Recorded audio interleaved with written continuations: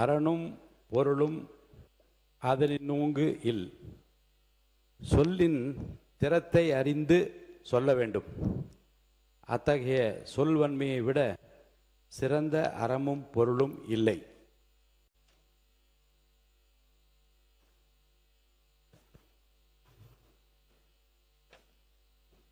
ரெண்டாயிரத்தி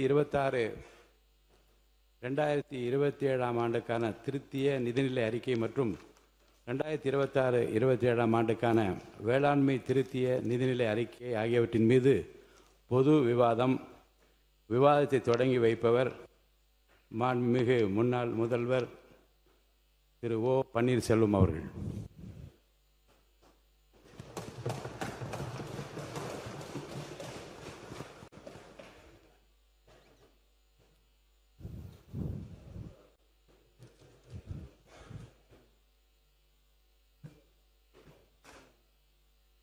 மாண்புமிகு பேரவைத் தலைவர் அவர்களே, மாண்புமிகு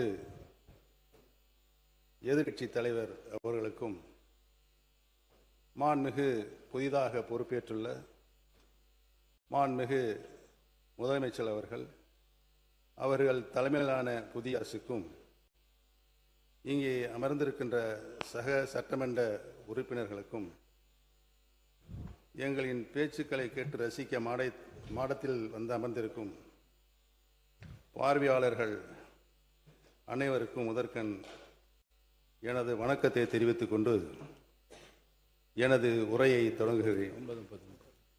இந்த சட்டமன்றம் எத்தனையோ வித்தியாசமான சூழல்களை கண்டிருக்கிறது. ஆனால் இந்த அரசு ஏற்படுத்தியிருக்கும் சூழல் என்பது வித்தியாசத்திலேயே வித்தியாசமானது. செய்வதை மட்டும்தான் சொல்வோம் என்று ஆணித்தரமாக அள்ளித்தெளித்த வாக்குறுதிகளை தாங்களும் மறந்து மக்களும் மறந்திருப்பார்கள் என்றெண்ணி தனது முதல் நிதிநிலை அறிக்கையும் வேளாண் நிதிநிலை அறிக்கையும் தாக்கல் செய்துள்ளது இந்த அரசு. அதிலும் பெயர் மாற்ற பட்டியல் போல் வெளியான இந்த நிதிநிலை அறிக்கை தேர்தலின் போது சொன்ன கஜானா காலி என்ற பிரச்சாரத்தை கேள்விக்குறியாக்கிவிட்டது. இதை பார்த்து ஆச்சரியக்குறியில் கூட விக்கித்து நிற்கின்ற சூழ்நிலை இன்றைக்கு ஏற்பட்டிருக்கிறது. இந்த அரசு ஆட்சி பொறுப்பேற்ற பின் அரங்கேறிய காட்சிகளை நான் திரும்பி பார்க்கிறேன். மாண்புமிகு முதலமைச்சர் அவர்கள்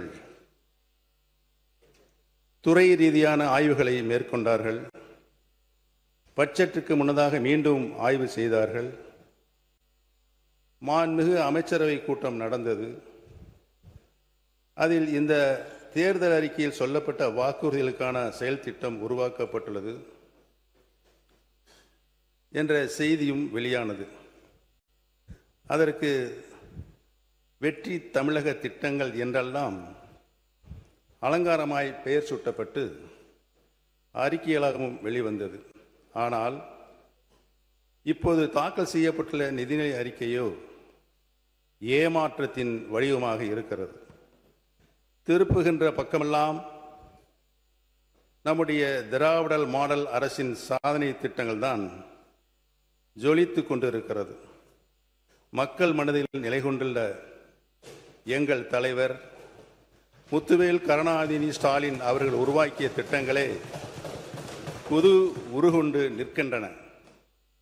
இதில் புதிய அரசின் திட்டங்களை தேடிக்கொண்டே இருக்கிறேன்.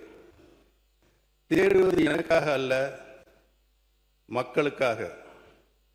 புதிய அரசு அமைந்திருக்கிறது, புதிய திட்டங்கள் வரும் என்று நம்பிய மக்களுக்காக. கலைஞர் மகளிர் உரிமை திட்டம் பெண்களின் வாழ்வாதாரத்திற்கும் சுயமரியாதைக்கும் துணை நின்ற திட்டம். 1000 கைகள் நீட்டி ஆதவனை மறைக்கலாம் என்று கனவு காண்பது போல அத்திட்டம் பெயர் மாற்றம் கண்டிருக்கிறது.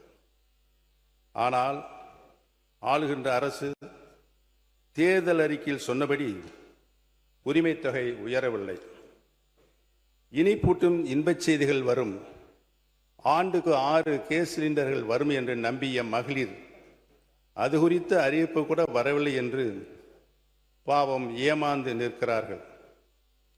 கல்வி ஒன்றே யாராலும் திருட முடியாத சொத்து என்பதை எல்லா தருணங்களும் எடுத்துச் சொல்லி கல்விக்கும் மாணவர்களுக்கும் பொற்காலமாக விளங்கிய திராவிட மாடல் வழங்கிய ஒளியில் இந்த அரசு நடைபோடும் என எதிர்பார்த்தோம். ஆனால் மாணவர்களின் இடைநிற்றலை தடுக்க 15,000 ரூபாய் நிதியுதவி என்ற அறிவிப்புகளை அதற்குண்டான திட்டங்களோடு கூட இந்த அறிக்கையில் காணவில்லை. நாடையே திரும்பி பார்த்து பல்வேறு மாநிலங்களும் கை கொண்ட திட்டம் விடியல் பயணம். இதனை விரிவுபடுத்தி அனைத்து அரசு பேருந்துகளிலும் மாநிலம் முழுவதும் எங்கு வேணாலும் பயணிக்கலாம் என்ற நிலையை ஏற்படுத்தி சொன்ன சொல்லை காப்பாற்றுவீர்கள் என மகளிர் நம்பினர். ஆனால் அதிலும் ஏமாற்றம்.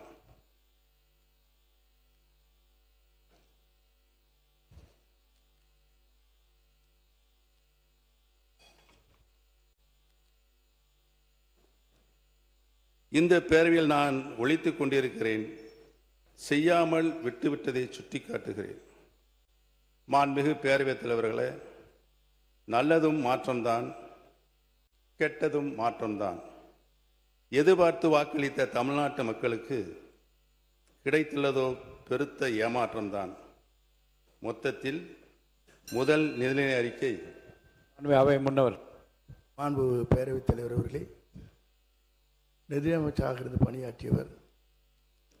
ஒரு அரசு தேர்தல் நேரத்தில் அறிவிக்கின்ற திட்டங்கள் அனைத்தும் 5 ஆண்டு இறுதி வரையிலும் அதற்காக என்னென்ன திட்டங்களை நாம் நிறைவேற்ற வேண்டுமோ அதை நிறைவேற்றுவோம்.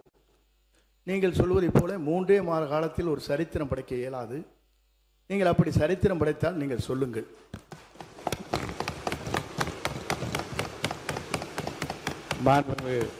உறுப்பினர் சொல்லுங்கள். நீங்க பேசலாம். மாண்புமிகு பேரவைத் தலைவர் அவர்களே, மாண்புமிகு அமைச்சர் அண்ணன் செங்கோட்டையன் அவர்கள் நன்றாகவே தெரியும் அனைவருக்கும். தேர்தல் அறிக்கையில் சொல்லப்பட்ட வாசகங்களை, வாக்குறுதிகளை இந்த அரசு பொறுப்பேற்றிருக்கின்ற புதிய அரசு, முதல் முறையாக பொறுப்பேற்றிருக்கின்ற அரசு தங்களது தேர்தல் அறிக்கையினை தங்களுடைய முன்னோடி திட்டமாக இந்த சட்டமன்றத்தில் கூட அறிவித்திருக்கலாம். அதை கூட அறிவிக்கவில்லை என்பதுதான் எங்களின் வாதமாக இருக்கிறது. தமிழகத்தின் மக்கள் இன்று ஏமாந்து நிற்கின்றார்களே, அவருடைய எண்ணங்களின் வடிவமாக இருக்கிறது என்பதை தெரிவித்துக் கொள்கிறேன். இந்த நிதிநிலை அறிக்கை என்பது முதல் பேரவைத் தலைவர் அவர்களே, தமிழகமே பாராட்டி கொண்டிருக்கிற ஒரு தூய ஆட்சியை பற்றி ஏமாற்றத்தை உருவாக்குகிற ஆட்சி என்று நீங்கள் குறிப்பிடுவது வேடிக்கையாக இருக்கிறது. நீங்கள் இடம் மாறி இருக்கிறீர்கள், பரவாயில்லை. அதற்காக இவ்வளவு துதிபாட வேண்டிய அவசியம் இல்லை.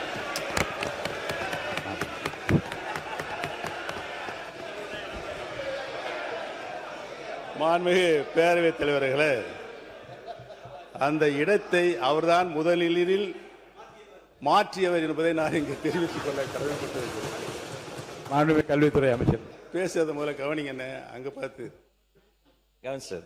மாண்புமிகு பேரவைத் தலைவர் அவர்களே, மதிப்பிற்குரிய முன்னாள் முதல்வர், பாசத்திற்குரிய சகோதரர் மூத்த உறுப்பினர் அவர்கள் பேசும்போது இடத்தை முதலில் மாற்றியவர் நம்முடைய அமைச்சர் என்றார். ஆனால் பாருங்க என்ன ஆச்சரியம்னா, இடத்தை மாற்றிய போதும் அவர் இதயத்தின் அருகே இருந்த அந்த நிழற்படத்தை மாற்றவே வேண்டாம் என்று சொன்னவர் எங்களுடைய வெற்றி தலைவர். ஆனால்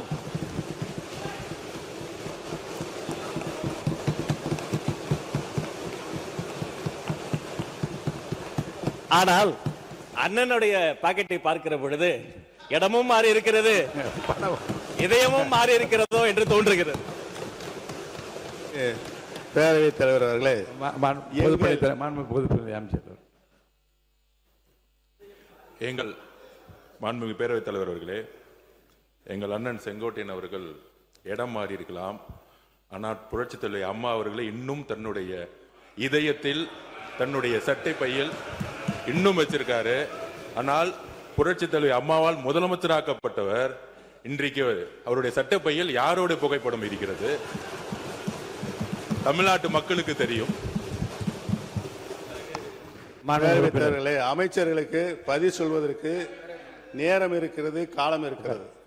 நான் பேசி முடித்தவுடன் நீங்கள் சொல்ல வேண்டிய கருத்தை சொன்னால் அனைவரும் ஏற்றுக்கொள்ள இருங்க, அவை முன்ன வருங்க, கொஞ்சம் முடிக்கிட்டேன். நிறைய சொல்லிட்டவர்களே. அடுத்தது நீங்க பேசலாம். எங்களுடைய இதயத்தில் நிலையாக வைத்திருக்கிறோம். திராவிட இயக்கத்தினுடைய பரிணாம வளர்ச்சியாக பேரறிஞர் பெருந்தகை தந்தை பெரியார், பேரறிஞர் அண்ணா, முத்தமிழறிஞர் கலைஞர், புரட்சி தலைவர் மக்கள் தலைவர் எம்ஜிஆர், மாண்புமிகு நல்லாட்சி நடத்திய அம்மா அவர்கள், இவர்களை எல்லாம் எங்கள் இதயங்களிலே நாங்கள் என்றைக்கும் எங்களுடைய கடைசி காலம் வரை வைத்திருப்போம் என்பதை தெரிவித்துக் கொள்கிறேன். படத்தை காட்சி ஏமாற்றுகின்ற பழக்கம் எங்களுக்கு இல்லை என்று தெரிவித்துக் கொள்கிறேன். அவை முன்னவர்.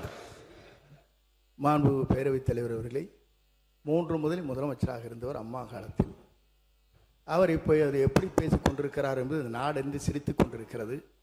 இருந்தாலும் கூட நான் சொல்கிறேன், புரட்சித் தலைவரும் புரட்சித் தலைவர் அம்மாவும் எடுத்த திட்டங்கள் என்ன, அவர்கள் அரசியல் ரீதியாக சொன்ன வார்த்தைகள் என்ன? இருங்க சொல்லி முடிக்கணும். இருங்க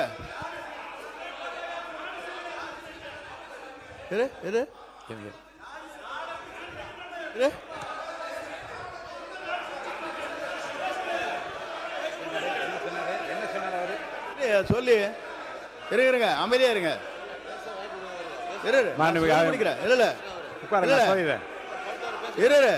ஏனுங்க நான் சொல்ல முடிக்க வரைக்கும் விடுங்க. உட்காருங்க, உட்காருங்க. நான் சொல்ல போறேன், முடிவு சொல்ல போறேன். உட்காருங்க. இல்லைங்க, நான் என்ன உட்காருங்க. இருங்க, அவை முன்னவர் உட்காருங்க.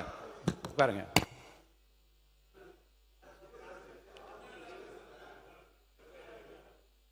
நாடே சிரிக்கிறது என்ற வார்த்தை அவைக்குள் நீக்கி விடுகிறேன். மாண்பு உறுப்பினர் அனைவருக்கு ஒரு செய்தி. மாண்பு உறுப்பினர் முன்னாள் முதலமைச்சர் பேசுகிறார். நல்ல நயமான நல்ல கருத்துக்களை நகைச்சுவையாக எல்லாம் 2 பக்கம் மாறிக்கொண்டீர்கள். இந்த பிரச்சனையை தூட்டு விட்டு அவரை நான் பேச அனுமதிக்கிறேன். தொடர்ந்து பேசலாம். மாண்புமிகு பேரவைத் தலைவர்களே, நான் உண்மையிலேயே இந்த நிதிநிலை அறிக்கையில் பேச வேண்டும். இந்த அரசு தேர்தல் வாக்குறுதிகளை செய்திருக்கிறதா என்பதை சொல்ல வேண்டும். அதை நடைமுறைப்படுத்துகின்ற நிலையில் தான் அவர்கள் இருக்கிறார்களா என்பதையெல்லாம் சொல்ல வேண்டும் என்று தான் நான் வந்திருக்கிறேன். இடையில் நுழைந்து அண்ணன் செங்கோட்டையனை பற்றி எனக்கு நன்றாகவே தெரியும். சொல்லித்தாரில் முடிஞ்சு வச்சு அதை நான் டிரா பண்ணிக்கிறேன். ஆனால் தயவு கூர்ந்து என்னுடைய கருத்துக்களை நீங்கள் உன்னிப்பாக கவனிக்க வேண்டும். என்னோடு நீங்களும் உங்களோடு நானும் பயணித்திருக்கின்றோம். நான் எப்படிப்பட்டவன் என்று உங்களுக்கு 100க்கு 200% நன்றாகவே தெரியும். என்னுடைய உறுதிப்பாடு உங்களுக்கு நன்றாக தெரியும். எந்த நிலையும் நான் மாற மாட்டேன். என்னுடைய நிலை திராவிட இயக்கத்தினுடைய பரிணாம வளர்ச்சியாக தான் சுற்றி வந்து கொண்டிருக்கும். நன்றாக தெரிந்து கொள்கிறோம். பேரறிஞர் அண்ணா அவர்கள் இருந்து இன்று வரை இந்த மன்றத்தில் நான் ஒன்றை மட்டும் சொல்லிக் கொண்டிருக்கிறேன். இந்த மன்றத்தில் நான் சட்டமன்ற உறுப்பினராக நின்று கொண்டிருப்பதற்கு காரணம் திராவிட இயக்கத்தின் பரிணாம வளர்ச்சியாக இன்றைக்கு வீட்டிருக்கின்ற கடந்த 5 ஆண்டு காலம் தமிழகத்தின் உரிமைகளை என்னாலும் நான் விட்டுக் கொடுக்க மாட்டேன் என்ற ஆட்சியிலும் கட்சியிலும் தொடர்ந்து போராடி கொண்டிருக்கின்ற முன்னாள் முதலமைச்சர் கழக தலைவர் அவர்களுக்கு நான் நன்றி சொல்வதற்காகத்தான் என்னுடைய இந்த இதயத்தில் இருக்கின்ற பாயிண்டில் இந்த படத்தை வைத்திருக்கிறேன் என்பதை நான் தெரிவித்துக் கொள்ள கடமைப்பட்டிருக்கிறேன். இதுக்கு முன்னாடி அந்த போராட்டம் சட்ட போராட்டம் உங்களுக்கு நன்றாக தெரியும். இங்க பாருங்க, நானே இன்னே பாருங்க. மாணவ உறுப்பினர் என்ன பர்சனலா உள்ள வேண்டாம், தயவுசெய்து என்னை பார்த்து கருத்து மட்டும் நீங்க சொல்லுங்க. நான் அலோவ் பண்றேன்ல. அமைச்சர்கள் படத்தை வைத்திருக்கிறீர்கள் என்று கேட்பதெல்லாம் தவறு இல்லை. நீங்க வெளில தவறு இல்லை. அது அதை யதார்த்தமாக எடுத்துக்கொண்டு நீங்களும் சொன்னீர்கள், அவர்களும் சொன்னார்கள். அதோடு அந்த பிரச்சனை முடிந்து விட்டது. உட்காருங்க. ஆமா, என்னை பொறுத்தவரையிலும் உங்கள் படத்தை பற்றி நான் பேசவில்லை. நீங்கள் பேசியிருப்பதுதான் கொச்சையாக இருக்கிறது. நான் ஒன்று சொல்ல வேண்டும் என்று சொன்னால், படத்தை வைத்துக்கொண்டு ஏமாற்றாதீர்கள் என்று சொல்வது வேடிக்கையாக இருக்கிறது. நீங்கள் இல்ல வேடிக்கையாக இருக்கிறது. இல்ல நீங்க கேட்கணும். இருங்க. இல்ல அதை சொல்ல எப்படி இருக்க முடியும்? நான் எங்க ஏமாத்துறேன், அப்புறம் அவர் ஏமாத்துறேன் நிறுத்துமா? மாண்பு அவை முன்னவர் பர்சனலா சொல்லுங்க. ஆமா, இல்லை இருங்க. பாருங்க, இரு பக்கம் சொல்லப்பட்ட கருத்துக்களை நகைச்சுவையாகவும் நயமான கருத்துக்களாகவும் அவை எடுத்து அதோட விட்டுருங்க. அது போதும், அதோட போதும்.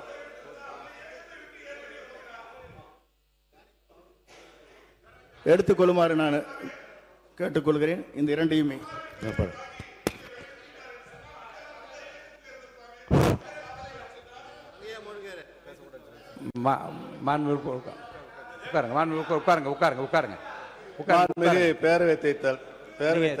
தொடர்ந்து பேசுங்க நீங்க. இந்த முதல்